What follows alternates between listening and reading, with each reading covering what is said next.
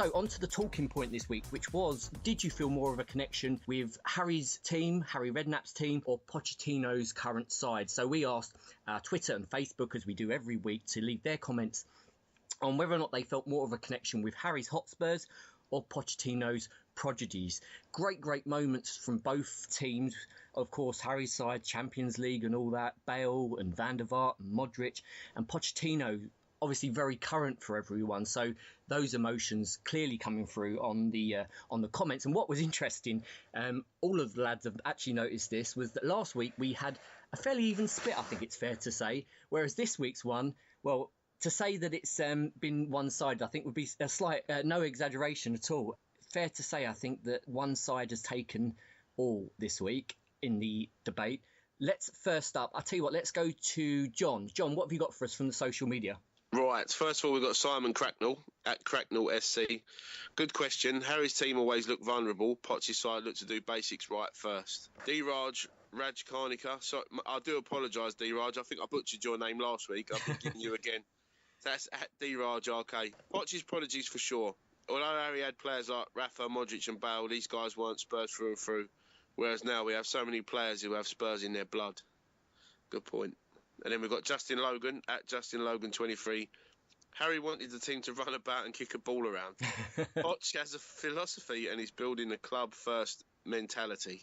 I like that, Justin. Well said. Of course, as I mentioned there, complete landslide in the favour of Pochettino there. John, do you think it's because Pochettino's very current, whereas the memories of that Champions League season and Harry Redknapp have now faded slightly?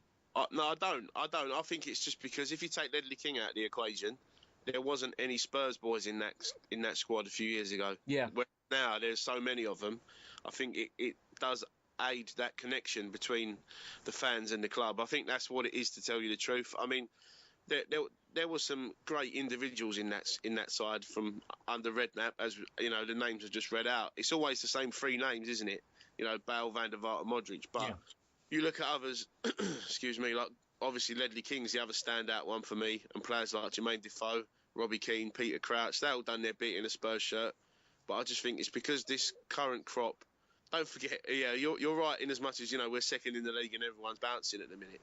But I personally think it's just because of that connection between the players who are wearing the shirt now are doing it because they want to, not because they're, you know, Modric was obviously using Tottenham as a stepping stone. Van der Vaart's career had obviously gone a bit stale at Real Madrid. Bale was obviously after a big money move eventually, whereas you don't really get that feeling with this current squad. You know, you've got so many players that could pick this moment to move on. Like there's rumours that Eriksen's on the verge of signing a new 4.5-year contract.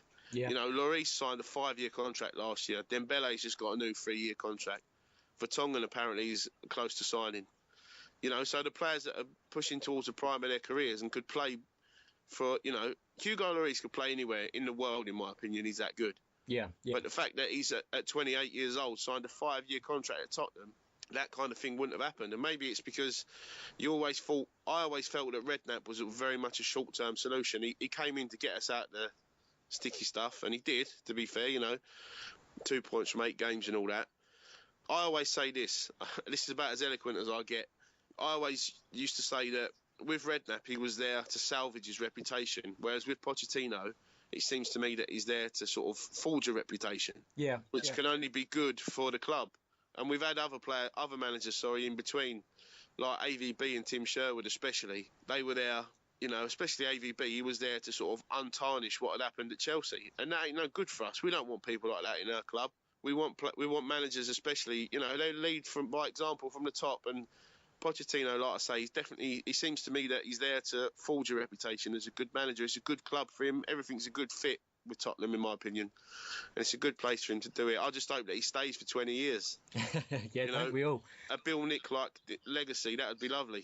Yeah, he's spoken about that, hasn't he, to be fair? He has spoken to the press about building a legacy and leaving that legacy at Spurs. And let's hope that's how it works out. Jace, I'm going to be a bit naughty here and play devil's advocate for a moment. Not saying for a moment I believe this to be true or think this will happen. But if, for example, things didn't work out this season, we've mentioned there's still 36 points to play for.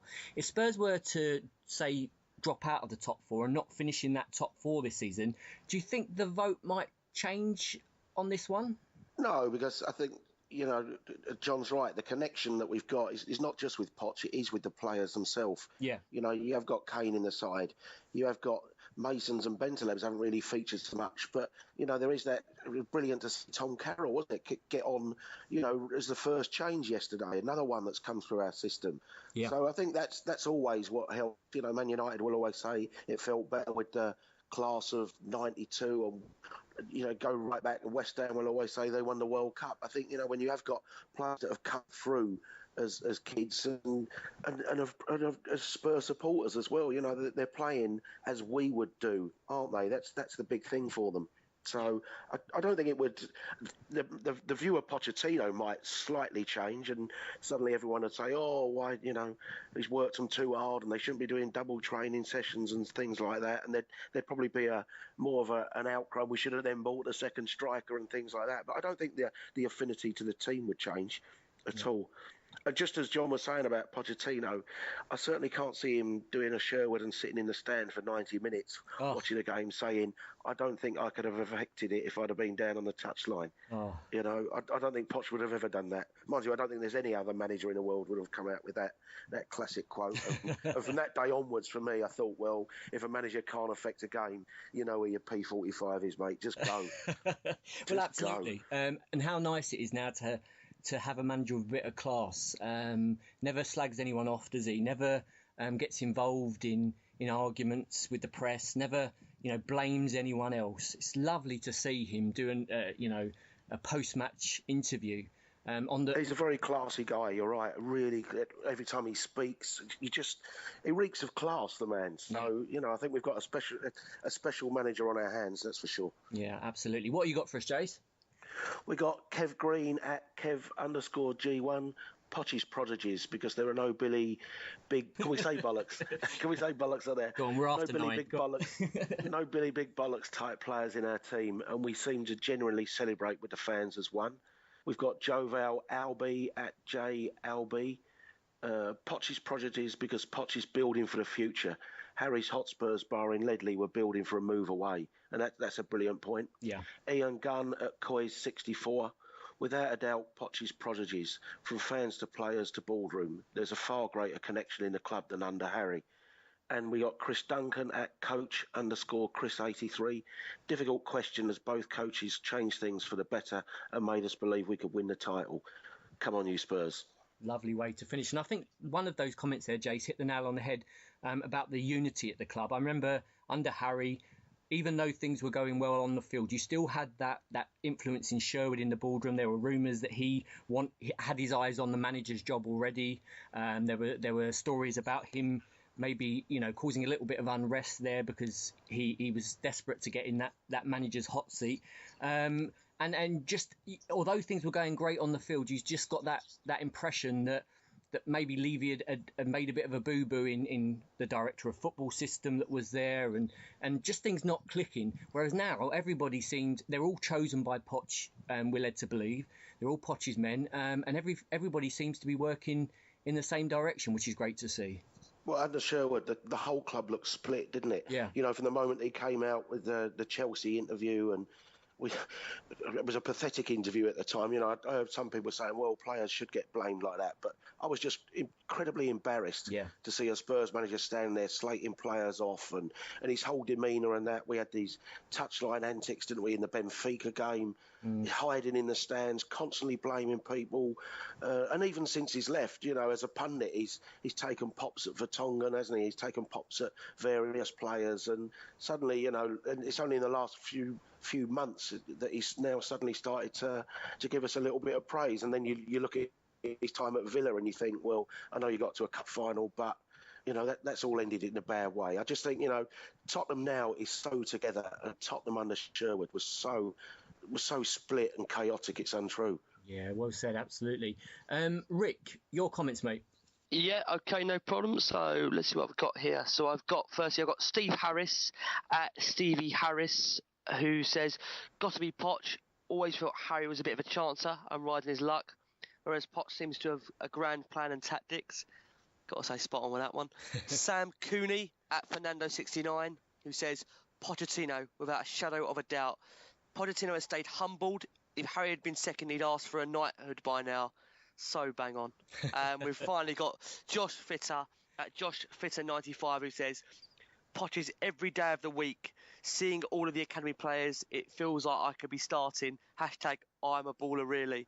And I have to just say, boys, the only reason I brought up this debate in the first place was purely because that I have to go back just to what Jay said. I know we don't want to go on about too much about Sherwood and about Redknapp, and it should all be about Poch, but I just want to say that as a Spurs fan, I did not feel any furthermore disconnected from the club when Sherwood was in charge. I just felt like I've lost Spurs, and it just is mind-blowing in the space of 20 months how a man has come into the job, has changed so much, and has made me as a Spurs fan just believe again. It's just beyond belief. And even with Harry in charge, like the boys have said, there's been some great times, but I just felt with Harry, it was continuous for him, like he should take the credit for everything. I can't think of one time this season Pochettino has come out and asked for credit of anything. And there's that connection with the supporters. I mean, this is what you dream of being a Spurs fan. I just can't put into words the feeling that we're feeling now. I want this feeling to never stop. And it's the fear that this feeling may stop at some point, which is the worry, because this is the greatest feeling I've ever felt of being a Spurs fan. You know, I've never been alive to see us win leagues, or I've seen us win a League Cup, but I've never seen the feeling that I have now just around the club, around fans. It's the most unified squad fan base together I've ever witnessed as a Spurs fan, and I just can't put into words how thankful I am that Poch came to us. I mean, at the time, we mustn't forget that we were the ones, a lot of us were calling for LVG, me included. I was saying LVG was the one I wanted. Same I mean, here. how far wrong could we have been? If you look at across now, you look at Manchester, they want him out. And for us, we are desperate to keep hold of Pochettino. I've said it on social media, I'll say it on here. We should be doing everything in our power to get this guy down long term, no matter what it takes. For me, if it takes a delay in the stadium, do whatever it takes. Do not let this man go, honestly. That'd be some contract. Well, he's so special, Andy, and it mustn't be forgotten. Like you said earlier, the job he's done on players, the improvement in Rose, the improvement on our, in the team in general, just the togetherness you see. Yesterday, again, I said it, the full-time whistle. See those scenes in front of the fans. For me, that was the best moment I've ever had of a Spurs manager. To just see that. And I've seen, obviously, the only other thing I've seen is Ramos getting drenched in champagne by Robbie Keane, but that doesn't come close to yesterday for me. Just such proudness. And now, when you say you're a Spurs fan, I don't think you could feel any more prouder than you are right now. It's just the most proudest time to be a Spurs fan. I don't want this to end. I don't want to wake up. The podcast or the season, Rick? Oh, just both, all of it, just madness. But for me, I said about the debate, for me, it's got to be Pochettino. I don't think there's ever been a more unified time of being a Spurs fan. Harry with the Champions League was a fantastic season, but this is a different journey. And obviously the scariest thing is that we don't know where it's going to end, but God, it's a roller coaster, isn't it? Roller coaster. Absolutely. It's interesting you should say that, Rick, because a couple of seasons ago, if you listen to any of the podcasts from probably 2 years ago now, there was a podcast where I said exactly what you're saying now, Rick, that I felt as if I almost fell out of love with the club. I didn't feel I could identify with the club. When we went through the managerial, there were so many managerial changes, weren't there, within a short space of time, and also the change in the number of players was just huge in that season where we spent 100 million. There was a director of football coming every other week. It was just there was nothing to connect with. But now there's a manager there who's grown on me. I didn't take to him at first. I'll be the first to admit that. I can't praise him enough now in what he's done. I think he's been amazing, the guy.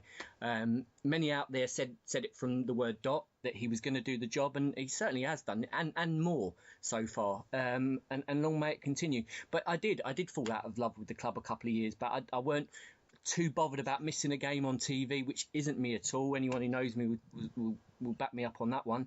But now it's a completely different story. And it's not just because we're winning, it's not just because we're going through a good time. There's more to it than that, isn't there, Rick? you feel part of something. You know, and you believe, you buy into what they're doing. I think someone put a great tweet up earlier, Andy, just on your point there, because under Redknapp, I don't think Redknapp, even though when we was in that kind of title challenge, he never actually come out and said, we can do this. He never really gave us confidence to believe.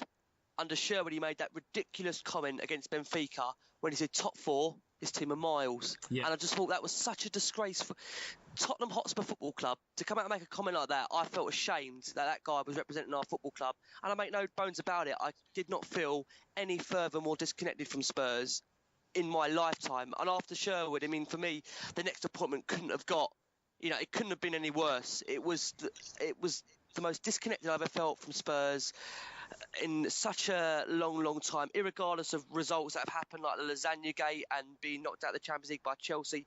To have a guy like that stand there and tell us that we're a million miles away, it was such a slap in the face when we know how good Spurs were, even back then. And, this is what it's all about now. This is what you wait for. You wait for the times like these moments. And it's only when you have moments like this, what we're going through now, it makes it all worth the wait. And all we can hope is at the end, there's a fairy tale ending, regardless of whatever it might be. Listen, worst case scenario for me at the moment, I keep saying it now, it looks like we're going to end up in the Champions League in our final season at White Hart Lane. I mean, what such a fitting way to go out, having the best teams on our turf. If that's the worst that can happen, then we'll have to take it. But there's something far greater possibly at the end of it. And all of us are terrified, petrified to believe that, it could be something bigger. So let's try and remain grounded as hard as it is. I suppose we've got to try and remain grounded. I don't know what I can say. I don't know if the boys can say anymore. I don't know. I'll tell you what, boys, if I could just jump in there. Listening to you talk there, Andy, about, being at a lowest ebb. My one moment I remember thinking and feeling like you did, like I don't even want to watch this no more, was away at West Ham and Paulinho ducked a free kick. Or he moved out the way of a free kick. Yeah. And then he stood there looking at Adebayor like, I thought you was going to get in the way of that one, mate. Yeah. That was when you just thought, I just thought, do you know what? If you lot don't care, what's the point? Yeah. And if you take that, if someone was to mash up a clip, here you go, e-Spurs listeners, I've got a little job for you. You can mash up a clip of that, of Paulinho getting out the way of that free kick. I think Stuart Downing was the one that had scored it, who hadn't scored for 40 odd games, if I remember rightly. Yeah. So that's another Spursy thing that used to go on. Yeah. Right. So take that, and then the clip of the ball dropping onto Raheem Sterling's foot yesterday, and Danny Rose doing what he'd done and jumping in the way of it, and taking it in the belly. From that to that, in the space of 2 or 3 years, it's just been unbelievable transformation. It really has. And from being completely out of love with everything about football, especially Tottenham Hotspur, and not really. I think when Sherwood was a manager, I went to one game, and I weren't. That was a Dnipro game, which was actually a really good night. But it was one of them where you just think, I don't want to waste my money on this shit. Yeah. I know it makes you sound like a bad fan. Possibly people out there might be thinking I'm out of order for that, but it comes to a point where you have to think, well, I've got a family to provide for. Do I really want to be spending out money on this when the players don't care? Mm. But now it's so different. I've bought 3 lots of tickets already for games that are coming up. So I get in trouble with the wife, but it's worth it. Yeah, something tells me it might be a little bit tricky getting tickets for the remaining home games this season. I don't know what tells me that, but there was one moment for me that stands out just to finish up on the talking point this week, which was, maybe the lads can tell me the specific game. I can't remember off the top of my head, but we went out of Europe. It was a Adebayor penalty, and he missed the penalty, then turned round. Basel away.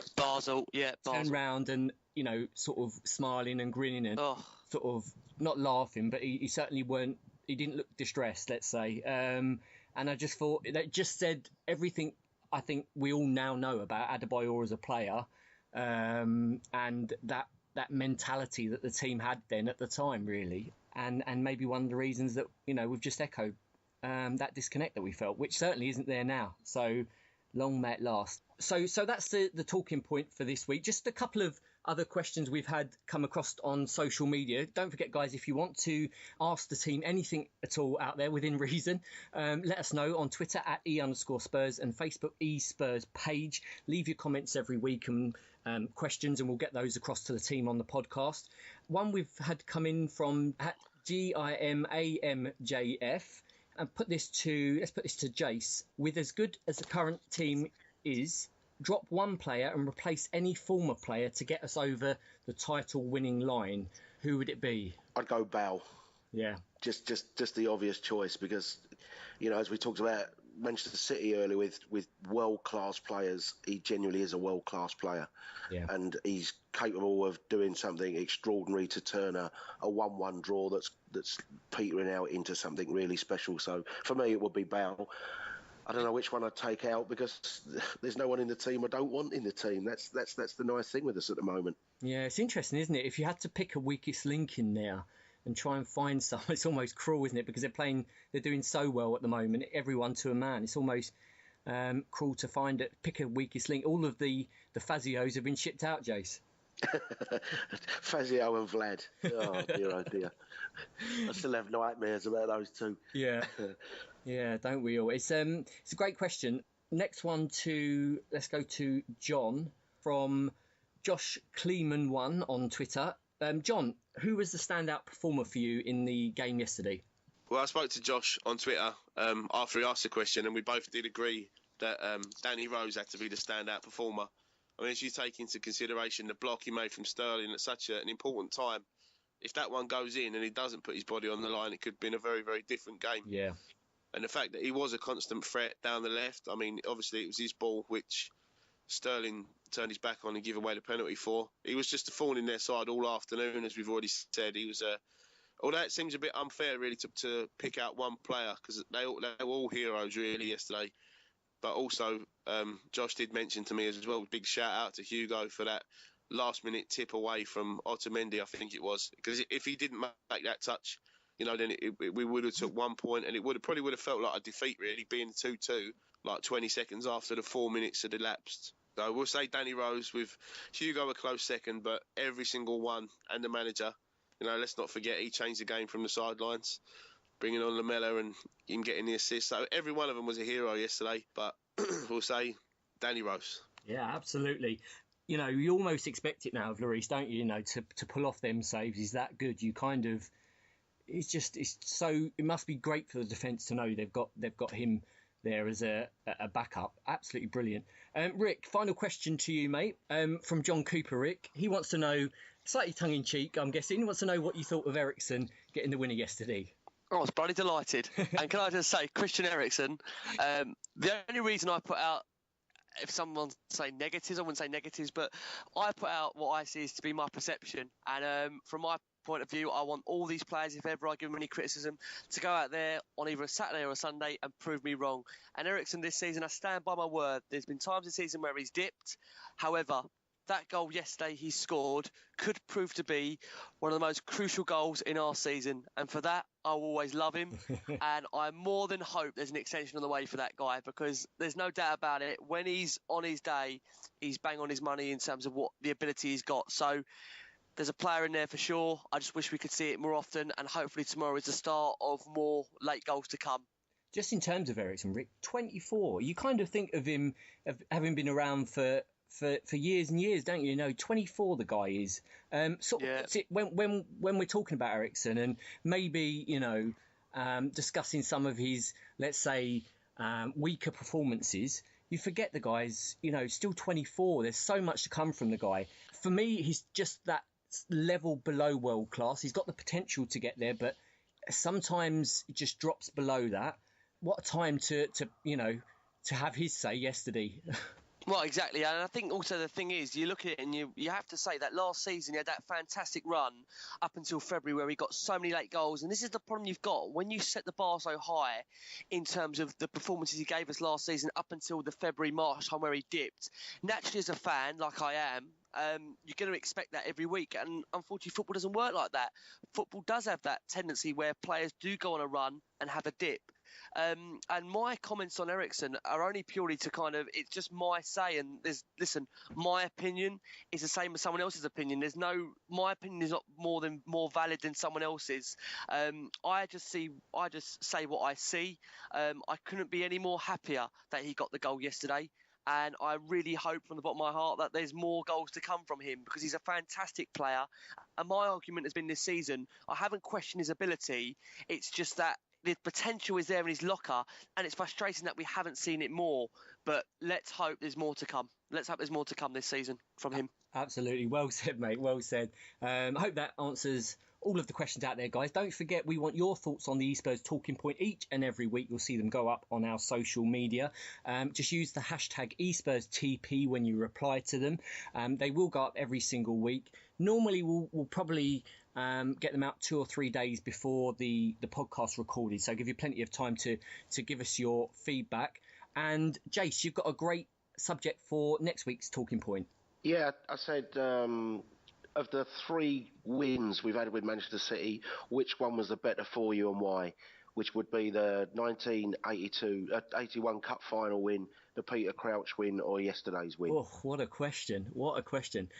Cracking one this week, guys, for you to have a think about. Which for you was the best win? Was it the Peter Crouch header at the Etihad? Was it the Ricky Villa 81 and all that? Or was it yesterday? Which for you was the best win of the 3? Let us know. And don't forget, guys, when you leave your comments, let us know why. That really helps. Rather than a yes or no answer, gives us something to read out on the show and discuss. And we'll read out as many as we can. And also, of course, as you've just heard, if you've got any other questions at all for the e-Spurs team on anything Spurs related, let us know. And we'll read them out every week on the show as we have done. And thanks to all those that have taken the time to do that. We really appreciate that.